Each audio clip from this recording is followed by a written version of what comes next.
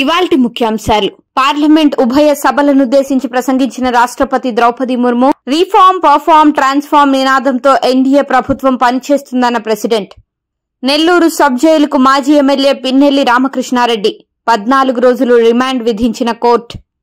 Pension నగదు పెంపుతో 65 లక్షల మందికి లబ్ధి. సచివాలయ ఉద్యోగుల ద్వారానే పింఛన్లు పంపిణీ, హామీల అమలు కోసం చర్యలు ప్రారంభించామన్న మంత్రి ఆనం రామనారాయణ రెడ్డి.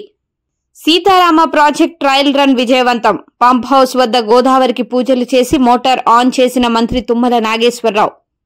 ఎన్నికల హామీలను తప్పకుండా అమలు చేస్తాం. పార్టీ ఫిరాయింపులను ప్రోత్సహించిందే కేసీఆర్. ప్రజలు చిత్తుగా ఓడించినా ఆయనకు బుద్ధి రాలేదన్న సీఎం రేవంత్ రెడ్డి.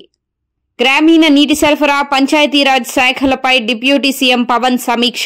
తాగునీటి సరఫరాలో జాగ్రత్తలు తీసుకోవాలని అధికారులకు ఆదేశం.